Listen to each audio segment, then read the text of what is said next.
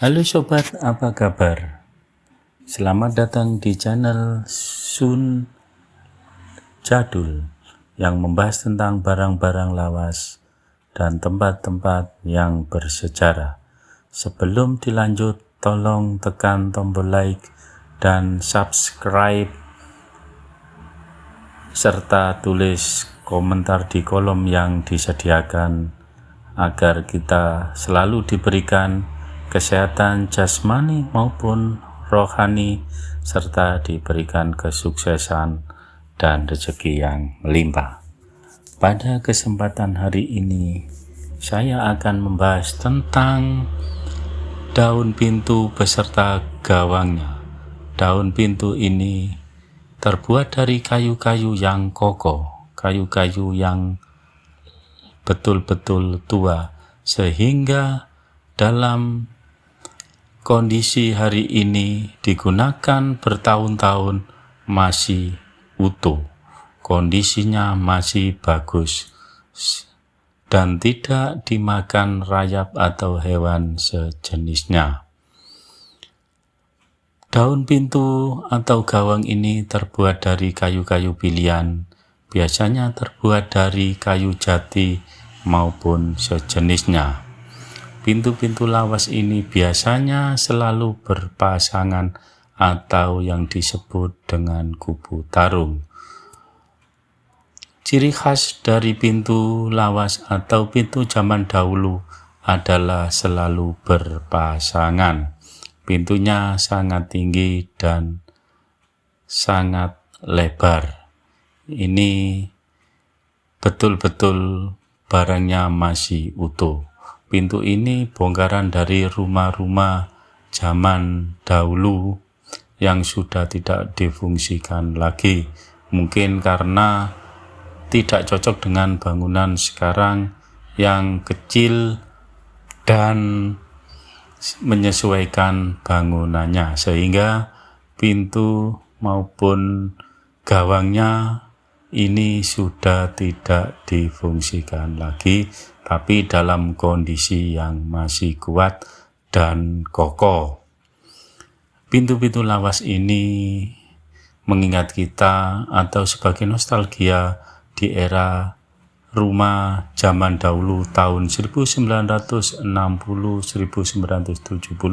sampai 1990-an, dan sekarang masih banyak beredar atau masih banyak berdiri di desa-desa maupun pelosok-pelosok rumah yang besar menggunakan pintu-pintu kubu tarung yang sangat kokoh. Selain pintu, kita bahas juga tentang jendela. Jendela-jendela lawas ini tidak ada bedanya dengan pintu-pintu lawas. Jendela-jendela ini terbuat dari kayu-kayu pilihan, kayu-kayu yang betul-betul tua sehingga tidak bisa ditembus dengan hewan manapun, rayap dan sejenisnya. Jendela ini biasanya terdiri dari 4 jendela. Pertama, di depannya adalah jendela yang dari kayu utuh sebanyak 2 lembar atau kubu tarung atau berpasang-pasangan. Di belakangnya jendela yang biasanya diisi dengan kaca maupun sejenisnya. Jendela ini juga sangat kuat. Jendela ini sudah tidak dipakai zaman sekarang maupun zaman modern karena jendela ini memakan tempat, yaitu jendela ini sangat lebar. Selain jendela, kita bahas juga tentang kotak lawas. Kotak-kotak lawas ini terbuat dari kayu jati dan sejenisnya, dan kotak-kotak lawas ini juga tidak bisa ditembus oleh binatang manapun, rayap dan lain sebagainya.